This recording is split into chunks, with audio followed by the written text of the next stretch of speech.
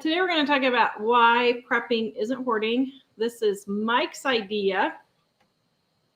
So go for it, dear. Actually, I thought it was interesting that you didn't prepare me for this at all. So Tara has a family member that's no longer with us, but nevertheless, an extended family member, not a close family member, who well, I had a close one too. had an idea that prepping was storing up as much stuff as you could possibly get because someday it might be useful.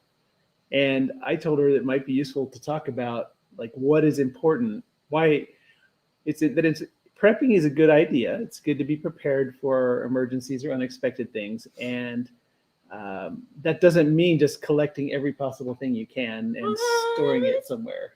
Storing it on other people's properties. I need it someday.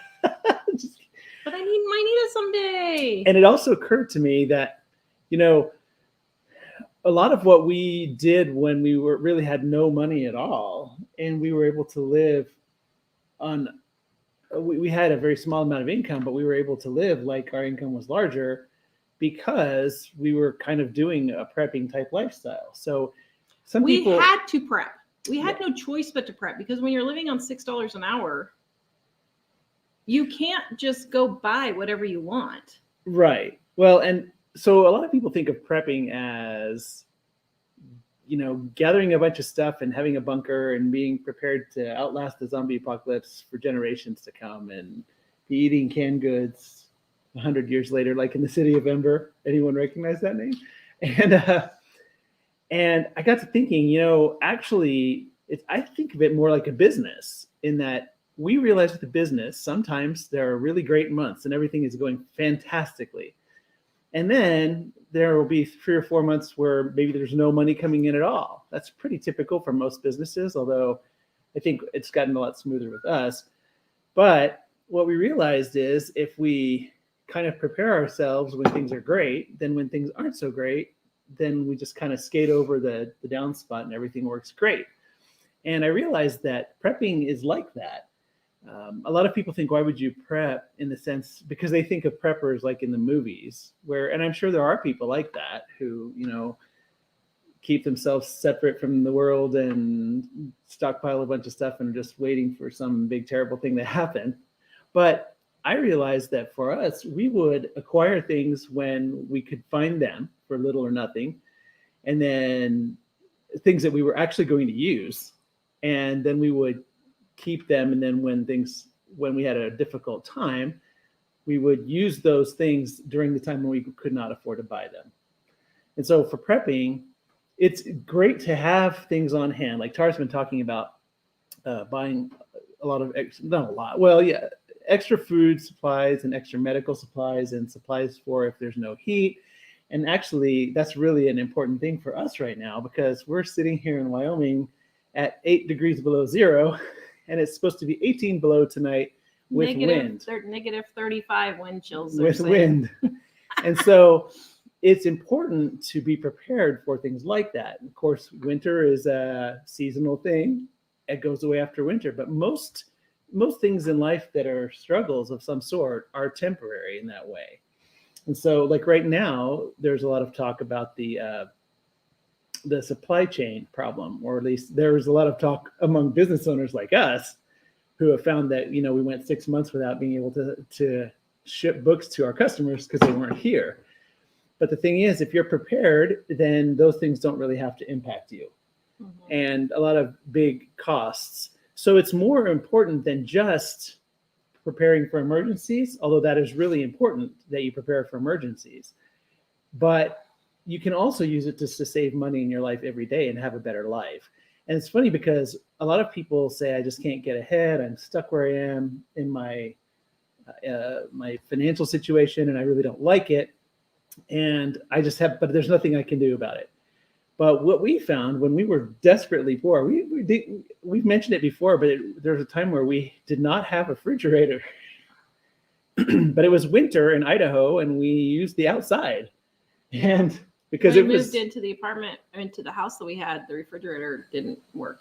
Yeah. But during that time, we we figured out ways we would see things that were useful that we knew how we were likely to use them. Like we had the idea that we were going to do a garden.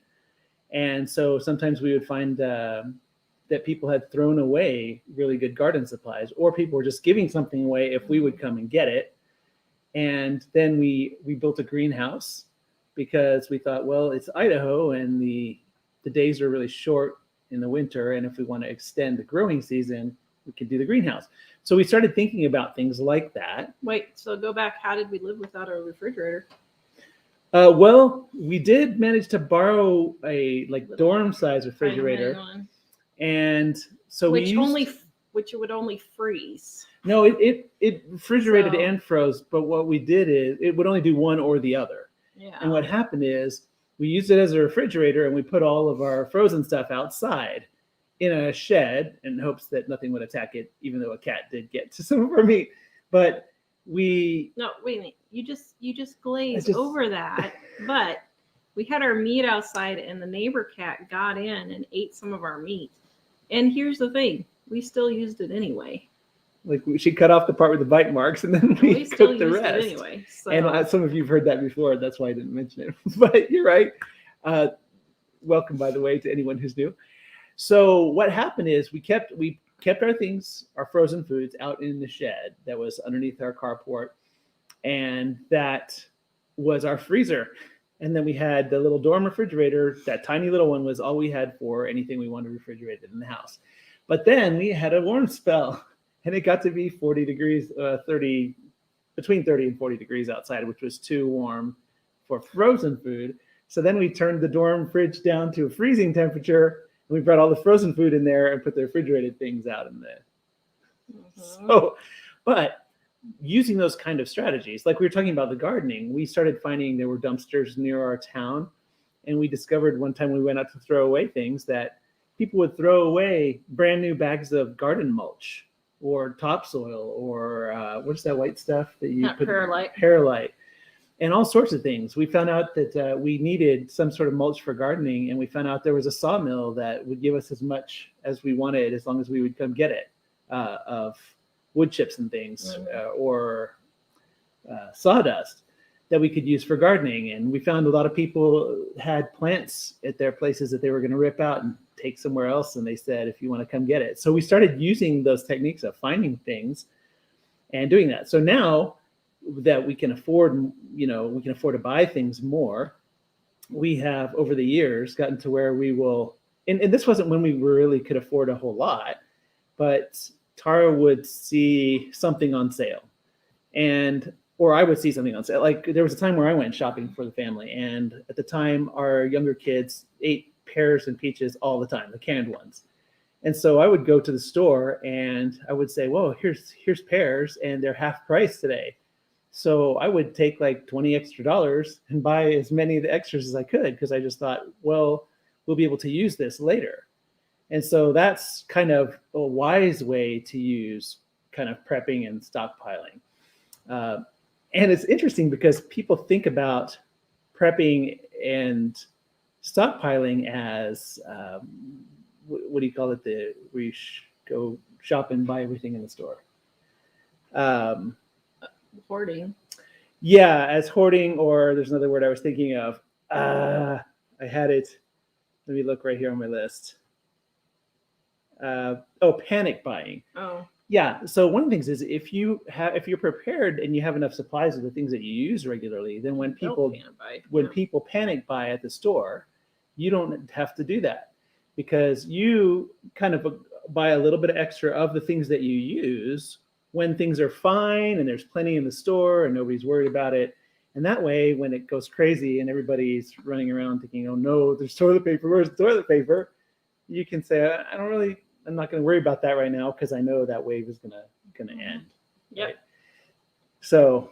All right. So we got a question. Do I have a formula to get the right balance? So here's the thing. Balance of things? Hoarding. Or prepping. So you're not hoarding. Well, actually, let me speak to that. Sorry. Like that.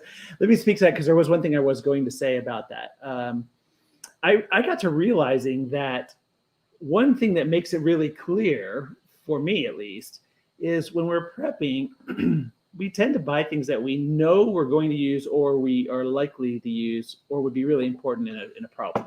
So like if it's food items that we buy all the time, then having extra of those things on hand, it's great because we know we're going to use them. We recently bought a wood stove because we live here in Wyoming and it's 30 degrees colder than Colorado in the winter.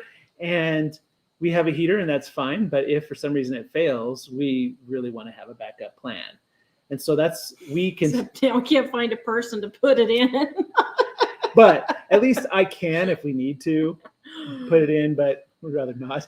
But the idea is we are buying things that we normally would buy anyway in advance so that we have them on hand. And then when we've used something, we just replace it on the back end.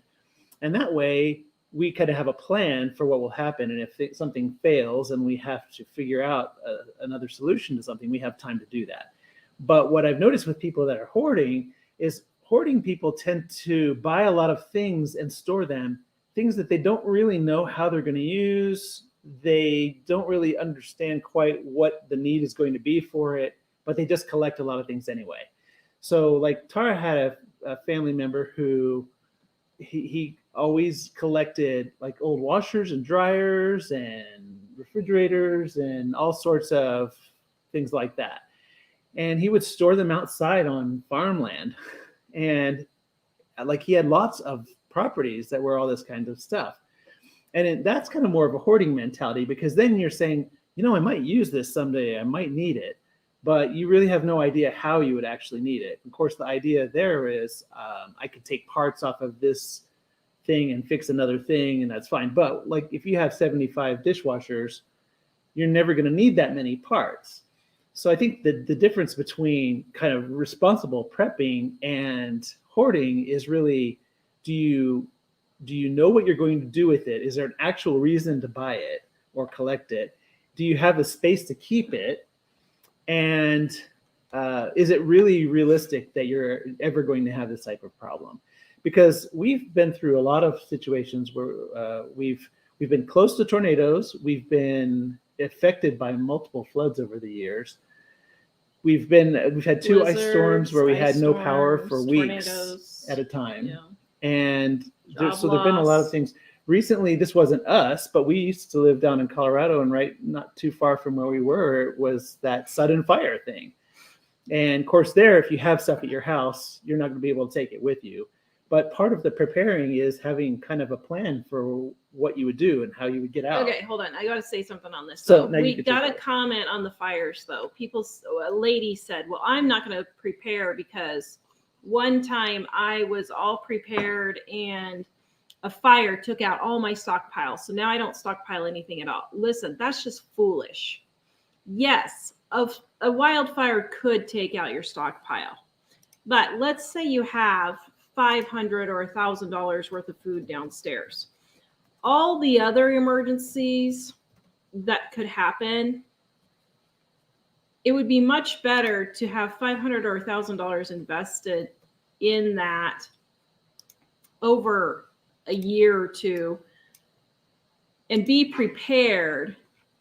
And possibly that one chance will burn it all down. You've got to stop thinking in terms of, oh, well, the worst is going to happen, so I'm just not going to even prepare at all. People do that all the time. And Mom and I are getting ready to do a video on apartment dwellers. I have had, I'm not kidding, every single day, several people say, well, I live in an apartment. There's no way I can do any of this.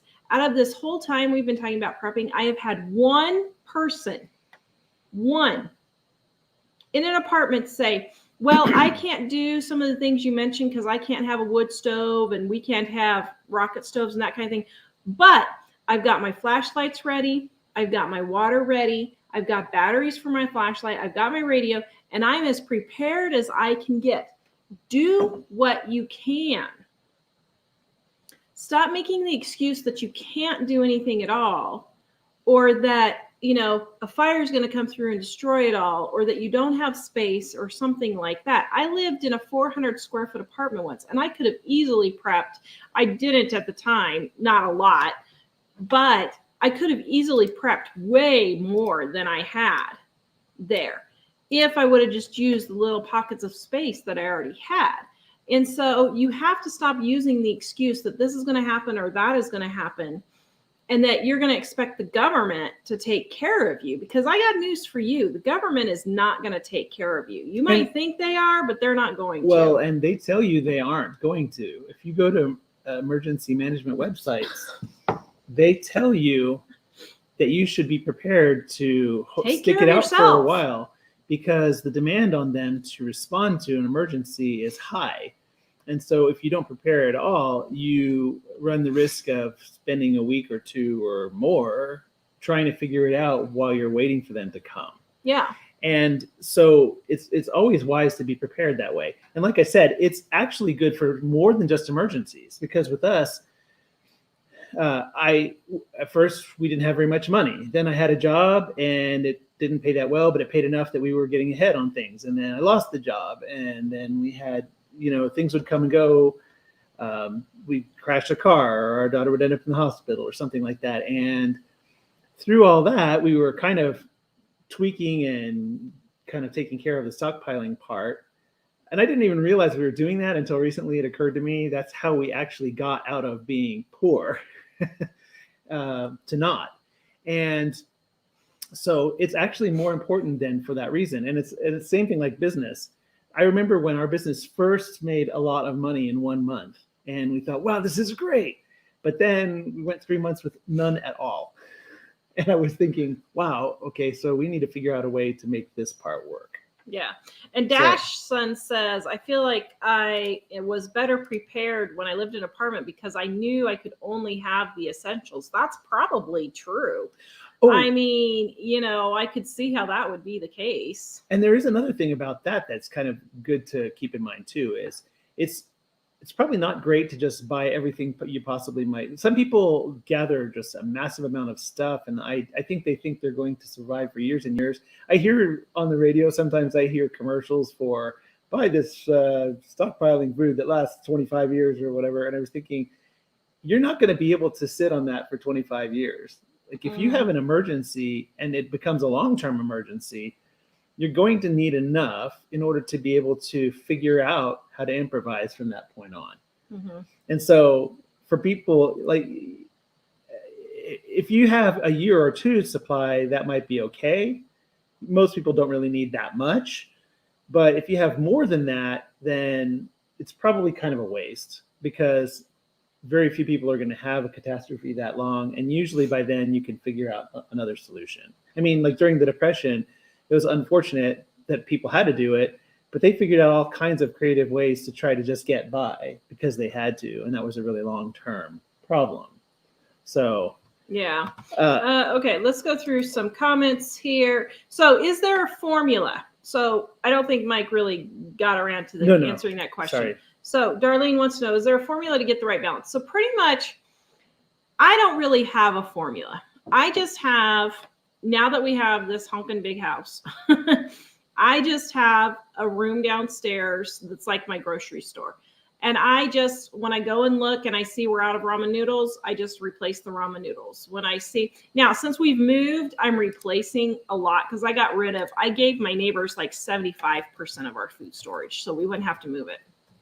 And so, so I'm in the process of replacing it. But basically what I do is if I see something that's just a really stinking good deal, like baked beans were pork and beans were 25 cents a can the other day. So I would have stocked up on all of those. They were on clearance and I would have taken them all. But we don't really eat pork. I'm the only one who eats pork and beans, so I didn't get them all. But if that was something that we would have eaten and I saw that deal, I would have taken them all and used them to replenish my stockpile. The other day, I got cereal for 88 cents a box for Cheerios a couple months ago. So I went and got like 40 boxes of Cheerios. And before you say, oh, well, that's just rude, you're taking everything they had. It wasn't everything they had. They had tons and tons of Cheerios. So I wasn't just cleaning them out of everything they had. Well, and the idea is get it when they're not. Yeah. But I'm sorry. If I would have, I wouldn't have felt guilty if you're not at the grocery store getting the good deals, somebody's going to get them, and it's going to be me. So, I don't feel bad like when Christmas clearance goes on sale and they've got stuff for 75 to 90% off, and it's something that I can need or use. I have no problem wiping them totally out. So, I mean, I'm sorry. It's not like you can't get this stuff at all the time. You get it all the time. And so there's lots of bargains that I miss out on because somebody else got it. Well, they got there before I did. So. And when I worked at a grocery store, we would only put things on a deal when we had a lot of them, or occasionally it was a loss leader where you put it out and the store's losing a little bit. And on that, we would limit how many were there. So if there aren't limits, generally it's not a big issue. Yeah. But nevertheless, the idea is buy it when there's a whole lot of it available. Mm-hmm. So that when there's not a lot of it available, you don't have to worry about it. Carol Ann says their stockpile got them through 10 days of being snowbound. Yeah, you never know when you're going to lose it. My brother says you can never have enough Dr. Pepper. I got news for you, brother. Was it him that said that? I saw that in there. Somebody was asking about how to determine how much. So how do you determine how much? So if you want to get really specific, you can look on the packages and see how many servings and just write down, I have 10 packages of rice. This is 40 servings. I have 15 cans of green beans. It's 3 servings. There's whatever 3 times 15 is, 30, 40 something servings of green beans. So you can just sit down and go like that. I don't get that precise. Honestly, I just kind of go by feel. Well, you kind of know how much you eat. Yeah. So if you could just figure out about how much do I eat a day, and how, like with rice, how long do I think this rice will last us? And if you just kind of figure that out, then you kind of just try to gauge it. And I would say if you had several months worth, that would be great. Mm-hmm. Yeah. Like I said, there are some people that go several years, and we're not really there. No. Oh, no. So, we probably only have 3 months right now because I got rid of so much of it when we moved. The idea mainly is to give yourself time to figure out if most mm-hmm. things aren't going to go that long. But if something did go that long, give yourself time to figure out how to solve the problem. Okay, so now here's how I would do it. And here's how I'm going to do it, actually. So get your planner. So this is our 2022 Get It Together People planner, which is 20% off right now. I might put the link in there. But what I would do is go each shopping week. So here we have a shopping list at the back. So I would just go and do each shopping list. And each time I go to the grocery store, I would write on my shopping list one thing. So let's say I go downstairs and I see, okay, we're totally out of pears. Then I would get pears one week. Then the next week I would get ramen noodles. The next week I would get flour. The next week I would get sugar. However you want to do it. But this way you're rotating through and you're starting to get something all the time. Yeah, you don't have to spend a whole bunch of money. You could just spend $5 every time you go shopping. $20 a month will get you started, and that's the way to get going for your stockpile. Now, like last Halloween, I found cake mixes for 15 cents each. I went and bought 88 cake mixes. I love cake mixes. They're super easy. They're super easy to use, super easy to store. And so I went and bought them. Now, I got them for 15 cents each. And when we moved, because they were purple and green and orange, I think. Yeah, for Halloween, purple, green, and orange. I put them out at our garage sale, and I turned around and resold them for 50 cents. So I actually paid for some of my stockpile for that. But Mary said she likes the boxes of brownies, and so that's what made me think about it. One thing I would add to the whole thing, though, is we were talking about kind of figuring out how much and toward the future. And it's interesting because I've seen a few people say some things. Sandra mentioned a minimum of 2 weeks until unemployment kicks in if you lose a job, and that's a smart way of thinking. I would think of longer term, like what if unemployment never happens? So it'd be great if you had 3 to 6 months, because that gives you a lot of time to figure it out. The main thing, I mean, I would get 3 to 6 months to a year. I would build yourself up to a year. If you have the space, if you don't have the space, then just get what you can. But just start. And I would start with things that are the most important. It's interesting because Leslie says in a long-term emergency, seeds and things like water filters are more important. Seeds are easy to store and you can learn how to grow them. Water filters, we actually have several of them that they can produce a lot of water, and there's water all around us. So it would be pretty easy for us to access water. And water is more important than the food. So if you think water could potentially be an issue, that would be a place of focus. Also, you can get a long way on things like rice and really basic staples like that. So if you don't have anything, you could start kind of with that kind of thing. And I wouldn't worry about, going out and gathering a bunch of stuff all at once, just a little at a time. Because you have a post called, was it Store Food on a Budget for $5 a week? Yeah. Yeah, and check out, guys, we have a free ebook on how to stockpile for $5 a week and how to use the stockpile with recipes. Go check it out. It's a free ebook so that you can start on this. And what I would do is take that page that has the $5 a week stockpile, put it in your planner, and then just start marking off. Just put a little check every time you get one of those things, and just start rotating through what you would do. Thank you, Wanda, for that super chat. Man, we really appreciate that. And thank you guys, by the way, whoever has been sharing our cookbooks on Facebook and Instagram and TikTok, you guys are the best. Thank you so much for sharing our books. We are getting sales out the wazoo, so much so we actually are having to even though our books just arrived 2 weeks ago, we're having to reorder in 2 weeks because we're selling them so quick. So thank you so much to those of you who have been spreading the love on Facebook and Instagram and TikTok for us. Okay, let's go through some questions here real quick. And Nancy says she got the gluten-free cookbook and her granddaughter was absolutely thrilled. Yay, people are just loving our gluten-free cookbook. Gluten-free, dairy-free.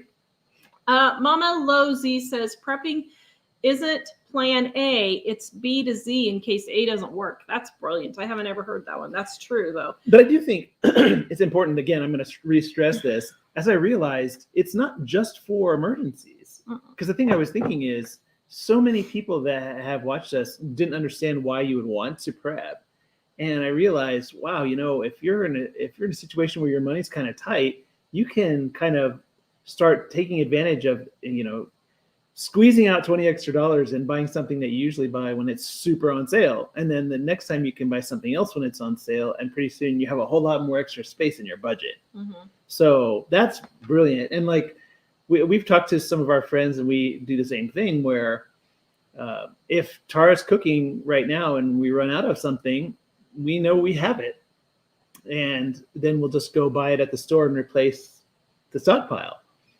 And if there's something that we can't get for a little while, we're able to still get it. Like we were working on a cookbook when all of a sudden everything kind of hit the fan. I was writing the gluten-free, dairy-free cookbook when they started locking down everything. The lockdown happened, and all the stuff disappeared out of the stores. And I couldn't get ingredients to test the recipes. And so it's good to be prepared because those kinds of things you can flow right across. Yeah. Susan says our books have transformed her grocery shopping. Aw, thanks. Yay. That's great. Okay, so let's see. Just a second. Let me get some comments here. Karen, do y'all have a gas stove if there's a serious storm? So we have a gas fireplace, but if the gas company loses power, no, we don't have propane. So we just have regular gas. So we would still be up a creek. Sandra, have I eaten all my summer sausage yet? Almost. I still have one tub of summer sausage left that I'm going to be working on. Wait, what was it you said about the gas? We don't have a backup. So well, gas is kind of a backup that we have as an option. Like we have the gas where we can manually start it, and we have a but if there's power out at the gas company and they can't pump the gas to us, if they can't pump the gas to us, that's why we got a wood stove recently. Okay. KV Jones, my father-in-law was hoarding toilet tissue for years. We used to chuckle when we go into the upstairs room where he had it. We don't laugh anymore. I bet you don't. Tina, I lived 85 miles from the nearest grocery store here in Wyoming. Making a stockpile of food for the times when you're going to be snowed in is a smart thing. Yes, that's partly why we do it here in Wyoming, because it's very possible trucks could not get into our town. That's a very reasonable precaution that we have to make. As a matter of fact, I'm this close. If we weren't ordering books, I would probably just go do it. But I'm this close to just going to the grocery store and spending $1,000 to get our stockpile back up. Do it. Because the supply chain's been so crazy and all that. But, anyway, Dave said, don't forget the frosted flakes and pizzas. Emily says, hey, Tara, today I told a bunch of teachers to get it together as I thought of you. Oh, my goodness. I don't know how many teachers I've told them to get it together in our 20 years of dealing with the public schools. KV Jones, the confusing part is knowing how long of a supply you should have. I would say just get started and work yourself up to a year if you have the space to do that. And Buddy Bo, are you worried about a food shortage? If so, what items are you most worried about? I don't know that I'm necessarily worried about it, but I can see it coming. With the supply chains issues, with the weather issues, the way things are just going crazy right now, wildfires, prairie fires, you could just see anything happening. So I don't know that I'm necessarily worried, but I could see it happening. And I do have a good thing. If we have at least 3 to 6 months, we could get by 6 months probably, but we have at least 3 months worth of food so that if I need to get a garden going, although, we'd have to change because you wouldn't have wheat. So Mike doesn't eat tomatoes. He would eat cucumbers, maybe zucchini. Well, and some of that stuff, I think onions, we would eat, even though some of us don't like certain things very well. We would probably eat them if there was. Like she talked about pork and beans. Not really a fan. I would never eat it if I had the choice. But if we were in a situation where we were kind of desperate for stuff, I would eat it. And it's not that bad, Yeah. And that's the way a lot of my food preferences. I would just get over it if we had to.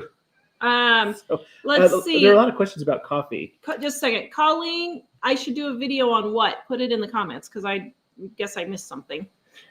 Unopened, how long would coffee last? That's years and years. Long time.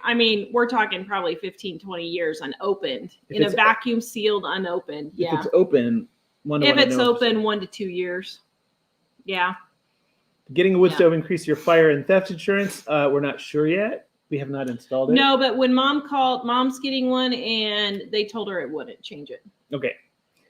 There were some. Our power company did say if you put a wood stove in, you have to make sure there's enough ventilation for it, or else you can cause yourself problems there. So that's the kind of stuff we need to just make sure we check. Okie dokie. So.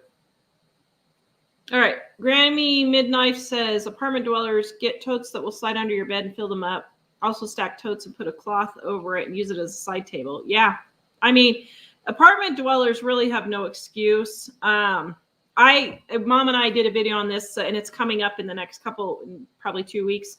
So I'm not going to go over it all, but yeah, what are people doing for bread stockpiling? So you can't really stockpile bread. You can get flour. So for long-term, wheat berries with a wheat grinder is the best way to go, which I don't have or do. But the next best thing is stockpile flour, but flour only, lasts about a year. So you have to keep rotating through that. And you'll probably have to, if there's a major thing, you may not be able to eat bread. You may have to use cornmeal or something else, rice, that type of thing. You may not be able to actually just eat bread. I don't know if somebody was talking about it in the comments or if you're asking us as far as websites. I'm thinking that you mean where they tell you to be prepared, and it's FEMA, the Federal Emergency Management Agency, FEMA.gov, and Homeland Security are some of them that would, if you go to their websites and look, they'll tell you that you should have a certain ability to take care of yourself for a little while. Yeah. Ashley says, y'all have helped us when our power went out for 2.5 days. Yay! Somebody's listening. We're not just blowing hot air. Okay, yeah, we are blowing hot air, but you know what I mean. How do we organize the food we're storing? I just have it on shelves in the basement, and I have cat litter buckets from when we had 3 cats that I put. So I don't know why people get so uptight about this, but guys, I just rinsed out the cat litter buckets. It's no big deal. They're just a bucket. It's just a big and cat litter plastic is bucket. clay, so if it's not used cat litter. Cat litter is just clay. It's not like you had used cat litter in there. Clay, yeah. But anyway, what I do is I just put like my spaghetti and my rice. I just put it all in those buckets so that bugs or water won't ruin it as easily. And then I just stack the buckets, and so what do I store in those? Rice, macaroni and cheese, sugar, spaghetti, ramen, soy dinners, all of those types of things can easily go in there, and it keeps the bugs out. Now, that's what I had on hand, and it was free. You may get something else free. Maybe you can go to the bakery and get 5-gallon buckets for free from the bakery or something like that. A lot of restaurants just throw them away. Yeah. And so you could ask. If you just kind of keep your ears open or go around and ask, you can probably find it. It's kind of like when your aunt had the vegetable oil bus. Yeah. My aunt had a vegetable oil bus where they used vegetable oil for their fuel, and she would just go around to the restaurants and collect the vegetable oil, and then they made their own fuel doing that. Danielle says she heard truck drivers are being turned around at the Canadian border if they don't have that in their arm. A lot of them are quitting and tired of the situation. Be it 15% decrease in direct delivery will affect a lot. Yeah. I mean, you just never know. I know someone today that said that their company is talking about they're going to have to be microchipped. They're an IT guy. And I'm like, wow, you've just got to be kidding me. So Shannon wants to know if we would recommend a generator. I mean, it depends it's fine. on I think it would be kind of cool to have one under certain circumstances. It would make it easier. For us, it's more about heat than power. Yeah. Because we can survive without lights. Yeah. So we don't have a generator, but it would mostly be for us just to keep the heat going, I guess. And we've never used a generator. Honestly, it would be fine, but don't expect a generator to take care of everything for you. I think that's where people have the problem, is they expect that they can just leave every single light on in the house and have all the freezers and fridge and everything running, when a generator needs to be used very sparingly. And you also need to make sure, if you have a generator, that you test run it first. A couple of times would be best. So that's what I would do. Probably, we have space for one now, but in time it might be that we would get one. And especially depending on what our experience is with kind of how things go between now and then, how frequently power goes out, stuff like that. Yeah. Brenda says, my pantry is full. How do I know how long will it last? Look at the expiration dates on the food. I'm not sure if she means that. I'm wondering if she means how much food? I don't know. You just have to sit there and calculate how much you have. Just like if a can of green beans is 3 servings, calculate how many cans of green beans you have, is what I would do. And I mean, for us, like, we would eat a can of green beans every day. So I just know that's 1, 2, 3, 4, 5 days of green beans. Okay. And then I have a 5-pound thing of flour. That would last us probably 3 days. So there's 3 days worth of flour. That's kind of how I would do it. Do not open packages before you put it in the bucket, right? No, I just leave them in their original packaging and put them in the bucket. Do I use Mylar bags? And no, I don't use Mylar bags or oxygen absorbers. You can, and I'm not against that. But guys, we are beginner preppers. We aren't 25-year preppers. We are beginner we're not beginner preppers, but you don't need all that stuff. We're more prepping like grandma prepped. Like great grandma lived through the Depression type prepping. Well, and it's like I said, mostly what we do is practical stuff you can still use every day. It's funny, we have some friends that talk about shopping out of their own store. And basically, that's kind of the way that we see it is, if you have a certain buffer, then you can shop out of your own store and then just refill it on the other end. So we're not gathering a bunch of stuff that we're only going to use if there's a catastrophe. Mm-hmm. Like, we use it anyway as we go.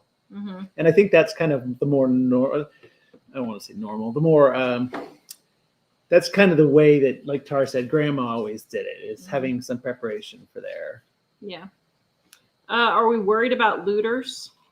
Not really. I mean, that could happen for anything, but no, not really. And Lynn says you still need to have gasoline for a generator. Yeah, you got to make sure you have enough gasoline.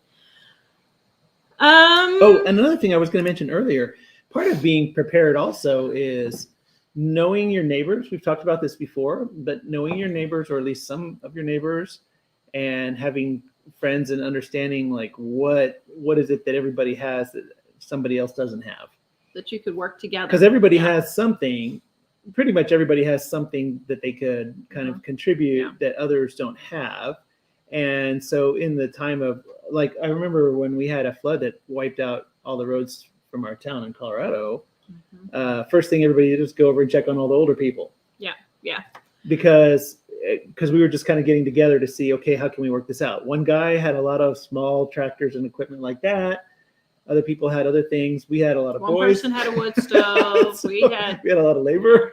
I mean, we had other things too, but the idea is, this isn't like lock yourself in your place, and it's kind of how you're going to have to work together with your neighbors. You work together with people, and again, I'm not talking about like suck up to your neighbors now. Take them brownies, take them cookies, help them out now. Because if they see now that you're willing to help them in an emergency, they'll know you're willing to help them. And again, this isn't necessarily, mostly it's not like really, really long-term stuff. But like with us, we would get together and work with the neighbors and check on people and help each other out when we had no power for 3 weeks. So it's not like months and months or years of it. But even then, a couple of days with no power in the winter somewhere, it's really great if people get together and help each other. Okay, next, let's see. If the power and heat goes out, how would you keep your water pipes from freezing? You would turn the water off at the main valve and drain everything drain your toilets, drain your faucets, drain everything out. That's how you would do it. A little buddy heater. Yes, those things, I am hearing our son uses it in his RV, and I need to get us one of those actually.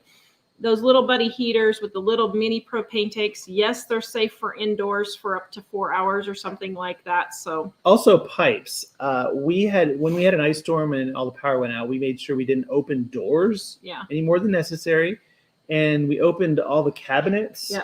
So any heat there is, all the sinks and things and doors, anywhere where there are pipes, if you can open up access for the heat to get in there.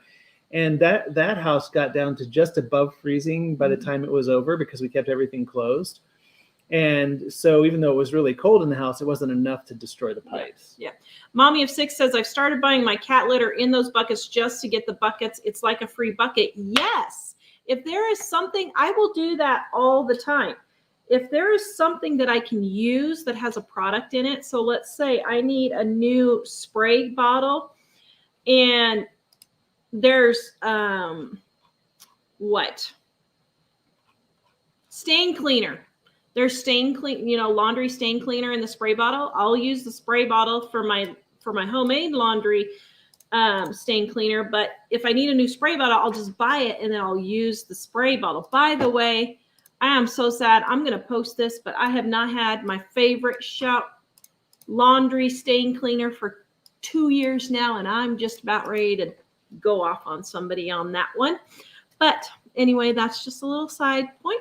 The spray can of it. Did anybody else love that? It just took out grease so good, and now I just can't get grease out very well, and I'm just like, ugh. All right. Tanya says the wonderful thing about prepping is when you run out of something, you don't have to go to the store. That's partly why I do it. Do I date and rotate my food? Yes, I do. Jan? I've been to every store, including Walmart. The Gatorade is all gone. It's been this way before Christmas. It's most likely due to what's going on. Oh, interesting. Well, and some things that we found out when we were doing this stuff with the books, what I realized when they were stuck for a long time and we couldn't get them is right now, it could be that certain products that you like to use could suddenly not be available for 6 months. And most of the time it's not a crisis. But if there's something that's really important to you, then you might want to kind of make sure that you're okay if something like that were to happen. Somebody asked, or some on the freezing pipes, you can also let your pipes run just a really slow trickle, and that will keep the water flowing, and flowing water doesn't freeze. So that's another way to keep your pipes from doing that. Thank you guys for mentioning that. We forgot to mention that. And even if you do drain them, you would want to open all of the valves, but it's a little tricky because sometimes not all the water is out. So it would be good to drain them and then try to keep it warm enough as long as possible. Oh, Kathy, I'm so sorry. A friend of hers just passed away. Oh, I'm so sorry, Kathy. We have a regular size propane tank with a propane blaster, Mr. Buddy, on it. We use it for heat all winter, and our central heat went out. Yeah, that's great. Now, you have to be careful with some gas burning things. Most of them, you shouldn't burn them in your house. Yeah, don't do a gas grill. Charcoal, those kinds of things are dangerous if you do them in the house most of the time. So I would, some of that kind of stuff we might like use out on the deck or something like that. Yeah. Let's see. Brake cleaner. I didn't think about brake cleaner. That's a good idea, guys. As a Yeah, I'm gonna post it on. I'm so sad because I loved my stained stuff. Okay. Let's and we did get a small propane torch one time, and certain tools we want to make sure we have on hand. Actually, you have that list in the prepping ebook, right? Yeah, and go check out our prepping ebook. Put the link in there, guys. It's totally free for you guys. We have a little stockpile prepping ebook, how to use your prep, how to stockpile, how to use it, how to cook it, and that kind of thing. It's a small one. It's not like super complicated or anything. Lisa, do you can? If so, can you show how to can fruit and vegetables? No, I do not can. That is something that I don't do. You don't have patience. I don't have patience for it. I mean, if I needed to, I could can. Yes, Jessica, we did get a snowblower. So, yeah, so we just got a snowblower. What was it, Saturday? We just got a snowblower. So we found one on Facebook Marketplace. We got a snowblower. And as a matter of fact, it was straight across the street, about 3 blocks behind our house. But the thing is so stinking heavy. We're like, oh my goodness, we're not going to be able to lift this on the truck. And so I told the guy, well, he came down $25. And I said, oh man. And I told Mike, I said, well, can we just push it home? Because we have to push it home and go down to the ponds and then come back up to our house, down the draw and back up. She's not telling you it was below 0 that day. It was like -10 that day or something.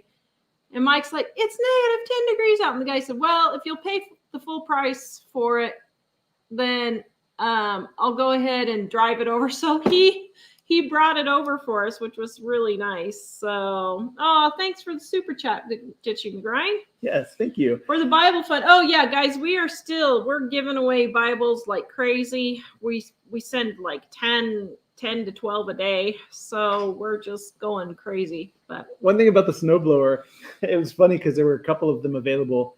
And I was thinking, I don't know, my experience buying a lot of some of those things, small engine things used, isn't been that great. But we went there, and the one he was asking the least for is this huge John Deere snowblower. And when I saw it, I thought, wow, this thing looks awesome in terms of its durability. And it turns out it has an electric starter and all sorts of things. Well, I took it out there, and it just cut through it like butter. Yeah. So, Debbie wants to know, what do I think about kerosene lamps? I think it's fine. I've got lamp oil lamps. I would get those instead. Mainly you just have to be really careful. Well, I mean, it's no different than a candle. Yeah. Yeah. But go to Dollar Tree and get those little Catholic candles they have for $1 there. I would go and get 20 or 30 of those, and then you don't have to worry about it. But you don't have the mess or anything. So I would do those.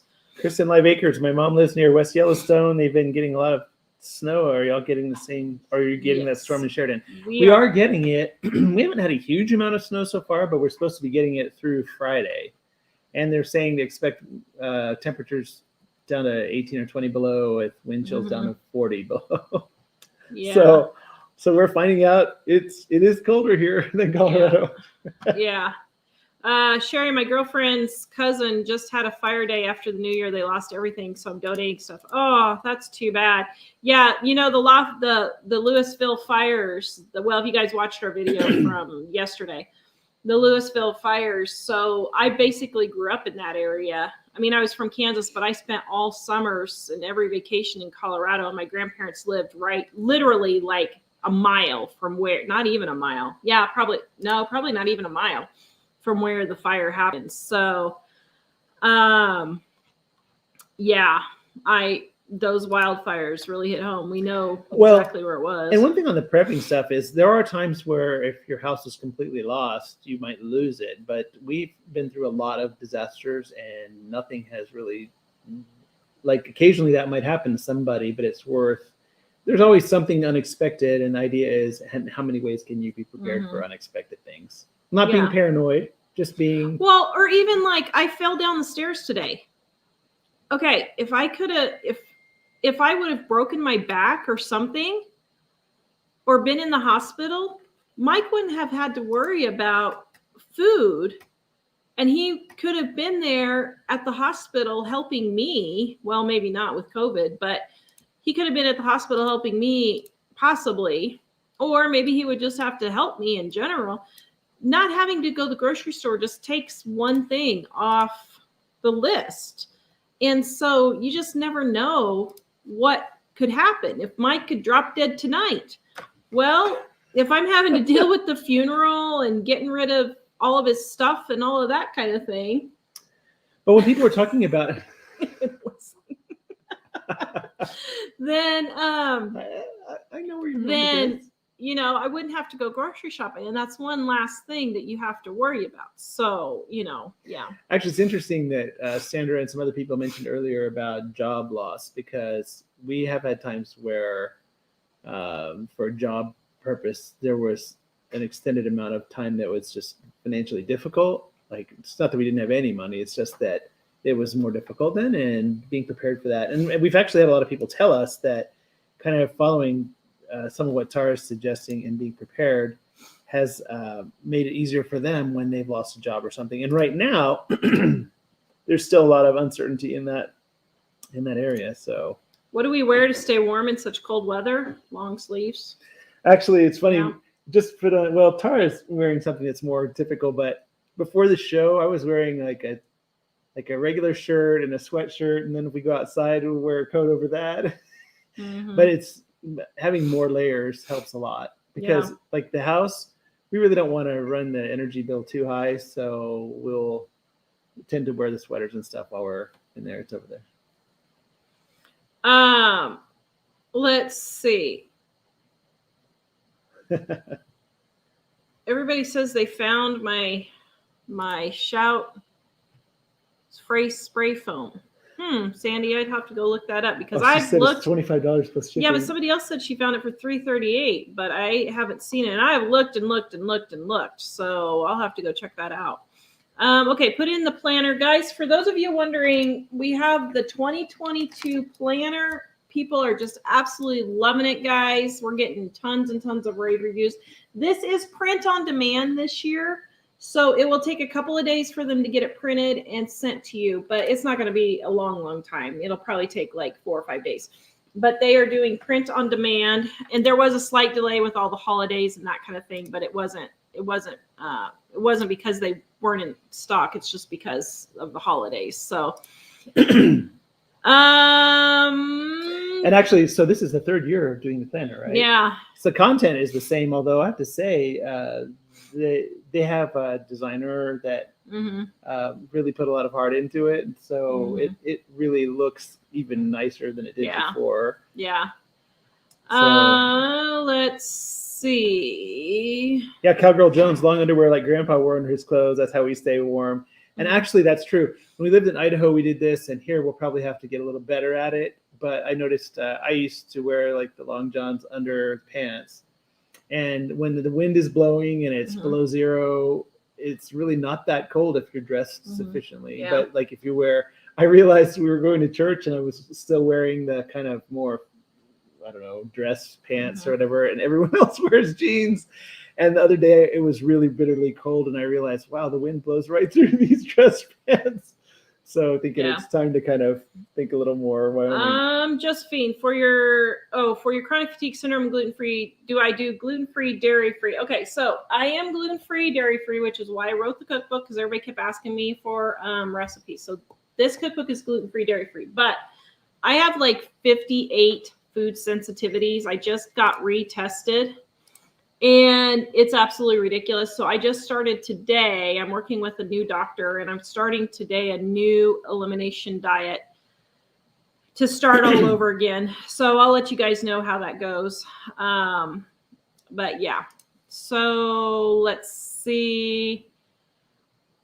There's something else. Somebody was talking about, I forgot what she said. I didn't see what they were saying about candles, but it did make me think. Some things, as far as the preparing, you might see things and think, wow, I could use this for that. And Tara noticed sometimes candles are useful for things. And although it ended up not being as good a deal as we thought, but she saw what she thought was a really good deal the other day. What were you going to use them for? Just emergency candles. Yeah. Actually, I'm really ticked at Walmart. Dave, can you grab my phone? I went in for their 75% off, and it said $4 for the candles. And so I got a whole bunch of them because it said it was 75% off. And so I got like 20 of them. And one of our viewers was standing there, and she saw me there, and she was talking to me. So I was like, okay, I'm going to be nice. No, I'm normally nice anyway. But I was a little upset because it said $4 and 75% off. And he said, no, $4 is the half price. And I said, no. I said, this is $4 here, and over here it says $4. So it's not marked down from anything. Nope, that's not the original. And so what they're doing is they're mismarking their prices, and they're not putting the right prices on. And so it says 75% off, but it's only 50%. But then it's not 50% of $4. It's 50% of $8, whatever it was. So you got to be really careful when you're looking on clearance stuff, guys, that it actually rings up right. So somebody was asking if the extreme cold is a problem for your fibromyalgia. I don't have, no, it does. The cold doesn't bother me. For me, the humidity is what bothers me more than anything. It's not super humid here. So it's places like the Midwest and the East where it's negative 11 today. So Mom decided not to come over because it's just so cold. And she was having problems with her neuropathy and not sleeping last night. So she didn't come over with that. Let's see. Are we ever going to do a paleo gluten-free cookbook? No. Keto gluten. Why did I say gluten-free? Are you ever going to do a paleo or keto cookbook? Well, okay. I shouldn't say no because I swore I'd never do a gluten-free, dairy-free cookbook either. But the doctor has me on a paleo diet sort of now, kind of. But I'm not planning on it, no. Have you tried making candles out of Crisco? Yes, and I'm actually doing a video on that. Are the ingredients easy to get? I am in Canada. I don't know if they're easy to get in Canada, but most of them are normal ingredients, and I'm pretty sure you should be able to get them in Canada. If you want, Cynthia, go get the ebook and see if it's, what would work for you. And then if you want the print book, you can just let me know and I'll give you a refund on the ebook. But it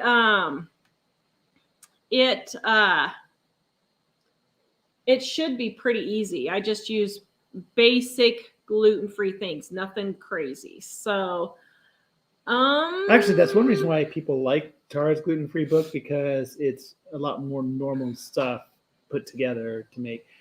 I think the thing, what is that thing that we had to add on xanthan gum is the most is that one of the most unusual things? That's probably the most unusual, but you can get it pretty much anywhere now. Even Walmart has it now. Yeah. So almost all of it is pretty easy to get. And I think one of the reasons why Tara wrote it is because people kept asking, but she eats gluten-free a lot.